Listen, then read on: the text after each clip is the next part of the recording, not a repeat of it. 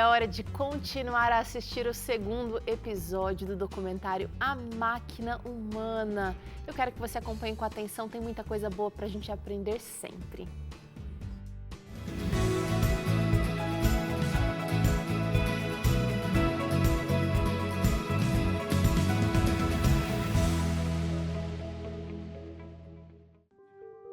Em 1865, Ellen White teve uma segunda revelação relacionada à saúde, que não apenas alertava contra a negligência. Era um chamado para que os adventistas do sétimo dia adotassem ativamente a reforma de saúde. Além disso, ressaltava que a igreja possuía uma obrigação espiritual de educar os outros sobre o significado e os benefícios desta reforma. As orientações de saúde de Ellen White começaram então a ser divulgadas e foram traçados os planos para o Instituto Ocidental da Reforma de Saúde, que foi inaugurado em setembro de 1866. A ideia fez sucesso e logo houve a necessidade de ampliações das instalações. Mas ainda não haviam médicos suficientes para dar aos pacientes tratamento mais adequado. Eles se juntaram para colocar em prática aquilo que Ellen White viu do sanatório. Okay? Daquilo que seria o sanatório, né? Mas um instituto de reforma de saúde. Por que a palavra reforma é importante nesse contexto? Devido à ignorância concernente aos aspectos de saúde e do cuidado do corpo. Então era para reformar os conceitos e a própria saúde, para que a partir desse ponto eles pudessem reformar a sociedade. O que ajudou aqui nesse sentido foi que haviam vários adventistas que eram mais ricos e podiam fornecer financiamento também. Então, em 1866, basicamente apenas alguns meses depois, eles iniciaram o Instituto de Reforma de Saúde Ocidental em Battle Creek. Ele enfrentou suas próprias dificuldades nos anos seguintes, especialmente de natureza financeira, mas isso é outra história. Então, nesse sentido, podemos ver que os princípios de saúde adventistas iniciais, assim como o instituto que foi iniciado, foram desencadeados pelas visões que Ellen White teve. Mas, é claro, precisava de pessoas que aceitassem a visão, providenciassem financiamento e assim por diante. Um dos médicos mais renomados que trabalhou nesta instituição foi o Dr. John Harvey Kellogg. Ele recebeu o apoio de Ellen e Tiago White em seus estudos médicos e também trabalhou como editor do periódico americano The Health Reformer. Quando assumiu o controle do instituto, mudou seu nome para Sanatório de Battle Creek. John Harvey Kellogg nasceu em 1852. Como ele era adolescente, ele queria aprender e então, eventualmente, ele terminou o ensino médio, basicamente seu diploma de ensino médio. E os Whites perceberam que ele era um jovem brilhante. Ele era criativo, inovador, ele tinha ideias e poderia ser útil para este trabalho. Então eles disseram: nós incentivaríamos você a seguir um curso de medicina e te ajudaríamos financeiramente para isso. E foi isso que aconteceu. Então, basicamente, ele começou um curso de medicina. E nos próximos 2 anos, ele o concluiu, apoiado pela família White. No final da década de 1870, foi convidado a assumir a liderança do que era chamado Instituto de Reforma da Saúde. E ele renomeou para Sanatório de Battle Creek, eventualmente. Não era apenas o que chamaríamos de hospital. Não era apenas um sanatório onde tratamos pessoas doentes. Mas ele o chamou de sanatório. Então, ele mudou o nome. Porque a ideia era tratar as pessoas doentes, bem como promover a saúde. As well as to promote health. Dr. Kellogg, ele respeitava e entendia em Ellen White uma mensageira do Senhor, assim como ela própria se chamava, não é? Mas ele não somente respeitava, acreditava, como ele colocava em prática aquilo que Ellen White recebia em visões de Deus sobre como implementar a saúde, as visões sobre saúde. A escolha do termo sanatório, que do inglês é sanitarium, trazia o conceito de medidas sanitárias que deveriam guiar a prática terapêutica. Segundo o Dr. Kellogg, este seria um lugar em que as pessoas aprendem a manter-se com saúde. Ele acreditava que o sanatório deveria ser mais uma universidade da saúde do que um hospital. Em 1885, o sanatório de Battle Creek se tornou a maior instituição desse tipo no mundo. Em 1938, chegou a ter 32 edifícios e uma sala de refeições e reuniões para 800 hóspedes, ocupando uma área de pouco mais de 11 hectares. Diversos tratamentos foram aprimorados e outros foram desenvolvidos para que a mensagem de saúde pudesse alcançar o maior número de pessoas.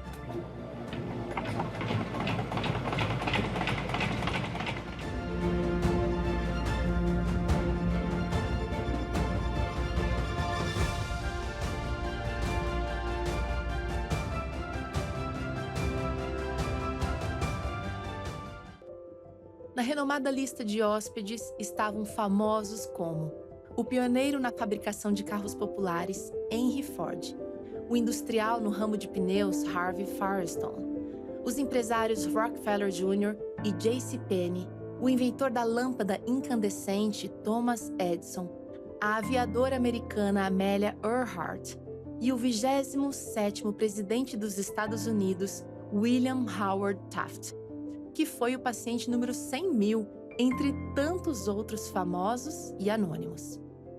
O sanatório de Battle Creek oferecia medicina curativa e preventiva, mas dava ênfase à prevenção e tinha a reputação de estar entre os mais científicos do mundo, tanto na técnica como nos equipamentos terapêuticos. Ellen White, ela não trabalhava ligado ao Kellogg. O Kellogg trabalhava na parte de saúde, não é? À frente do sanatório, inclusive fazendo cirurgias, etc. Mas Ellen White, ela sempre era como uma conselheira de Kellogg. Ele não só buscava conselhos, como quando Ellen White chegava e dizia: faça isso daqui, o Senhor me mostrou que a prática disso vai ser ok e isso daqui não será ok. No entanto, que quando lhe perguntaram a respeito do sucesso que ele tinha no tratamento, porque Battle Creek se tornou basicamente o centro mundial de tratamento de saúde, conhecido, um lugar de onde vieram reis da Europa, de outros, não é, vieram para fazer tratamentos aqui. Mas o Dr. Kellogg, na sua resposta, ele dizia simples: Deus revela a ela e eu coloco em prática. Se aquilo que Deus mostrou não é ok, então eu não coloco em prática. É isso se deve ao sucesso. Ele usava basicamente o conceito dos 8 remédios que Deus revelou a Ellen White. Okay? Basicamente ele usava eletricidade, ele usava contrastes de calor ou choque de calor, água fria, água quente, baseado em hidroterapia, conceitos que para aquela época ainda não se usava: geoterapia, massoterapia, hidroterapia, exercícios físicos. A pessoa estava enferma, não podia se exercitar. Vem Ellen White e Kellogg dizendo: não, tem que exercitar, porque se você não move a máquina é mais difícil que ela se cure.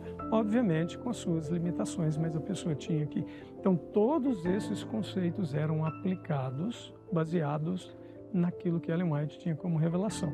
Tem muitas coisas que eram inovadoras para a época. Por exemplo, as aulas de culinária, ou seja, haviam instruções de como preparar alimentos saudáveis. Isso foi revolucionário para a época. E também a hidroterapia. Eu acredito que esse tenha sido um tratamento que foi muito desenvolvido, especialmente pelo Dr. Kellogg, que foi um grande cirurgião que usava inclusive a hidroterapia durante as cirurgias para evitar tromboses ou infecções. Então nós temos ali livros dessa grossura que foram escritos pelo Dr. Kellogg falando sobre tratamentos com água quente, água fria, o quente contínuo, o contraste, para uma série de doenças. Eles avançaram muito nesse sentido. O que Kellogg fazia de diferenciado? Ele, apesar de ter feito 22.000 cirurgias com muito sucesso, ele aplicava os tratamentos naturais antes da cirurgia e depois da cirurgia no processo de restabelecimento da pessoa. Então isso fazia todo o diferencial. O sanatório de Battle Creek se tornou uma grande referência porque ali o corpo era restaurado e, pelo contrário, né, nos hospitais tradicionais da época que usavam as drogas venenosas, as pessoas tinham a sua vida encurtada, elas morriam mais cedo. Mas quem ia para o sanatório de Battle Creek recebia um tratamento muito diferenciado, não só porque as instalações eram maravilhosas, mas pela filosofia de saúde que se praticava ali. a alimentação era saudável, eles tinham exercícios físicos, os banhos de sol, os tratamentos de massagem, hidroterapia. Então, todo esse conjunto de tratamentos fortalecia o corpo humano, o sistema imunológico, e o resultado é que a pessoa tinha uma restauração da saúde.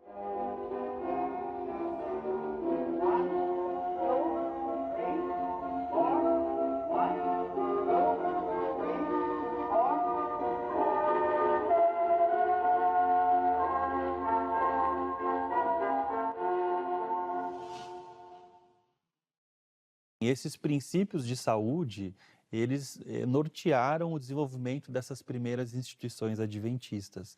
Então, ali se praticavam todos os 8 remédios naturais, inclusive a confiança em Deus, que começou a fazer parte do tratamento. As orações, né, essa busca pela espiritualidade dava força, dava suporte para o paciente enfrentar o problema de saúde.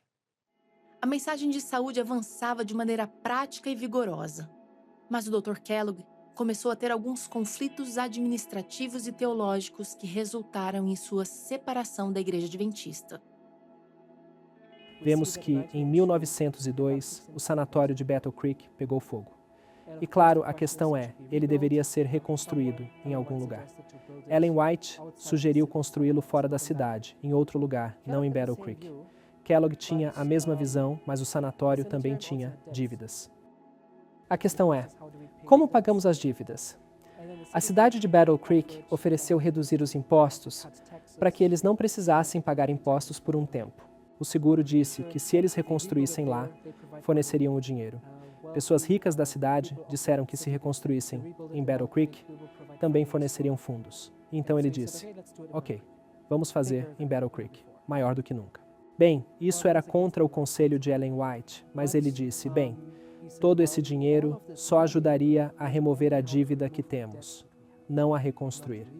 Então a igreja precisa ajudar. Infelizmente, do ponto de vista dele, a igreja disse, nós também não temos dinheiro, não podemos pagar por isso. E então, Kellogg disse, ok, se isso não funcionar, vou escrever um livro. Você publica, eu forneço o manuscrito. Os membros da igreja o venderão. E depois a renda irá para o sanatório para construí-lo. Boa ideia. Então ele escreve o livro, e quando as pessoas começam a ler o manuscrito, elas percebem que suas ideias são sobre a presença de Deus em tudo. E que essas ideias estavam presentes em todo o livro. Em todo lugar. E assim a igreja decide não aceitar o manuscrito do livro, não publicá-lo. E para Kellogg é como, ok, mais uma tentativa, que não deu em nada. E agora? E assim, basicamente, a cada tentativa, ele acabava num beco sem saída. E assim isso criou mais e mais tensões com a igreja. E o resultado final foi que, basicamente, a igreja local dele disse, precisamos conversar. E assim eles tiveram uma entrevista de 7 horas, onde basicamente ele disse, não pago dízimo há 20 anos e já estava pensando em deixar a igreja algum dia. E assim, no final, eles apenas disseram, tudo bem, temos que seguir caminhos separados. E então eles removeram o Dr. John Harvey Kellogg de certa forma. Então ele saiu em 1907, ou melhor, ele deixou de ser membro em 1907, após uma conversa que durou 7 horas. Que ele se separaria da igreja adventista era algo que já vinha crescendo em sua mente há alguns anos.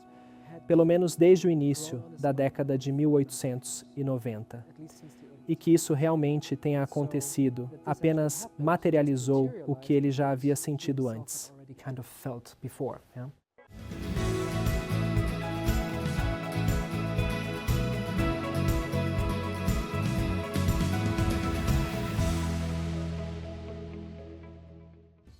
Aí, mais um trechinho da Máquina Humana para você. Ela nos tem lembrado de algo essencial, a importância de nós cuidarmos de nós mesmos de forma integral e também colocando a Deus acima de todos os nossos planos e decisões. Isso é muito importante. A gente precisa manter o equilíbrio entre o físico, o mental e o espiritual, e as nossas decisões vão ter impacto direto na nossa saúde por completo. Se você quer acompanhar o restante desse segundo episódio aqui, né? Você vai acompanhar aqui durante a semana com a gente, mas dá para assistir o episódio completo no endereço do YouTube que eu vou te dar agora, youtube.com/novotempo, e você vai acessar a playlist documentário A Máquina Humana. Bora para o intervalo, porque na volta, Daniela e Dr. César respondem aos comentários e dúvidas que vocês nos mandaram ao longo desse programa. Voltamos já.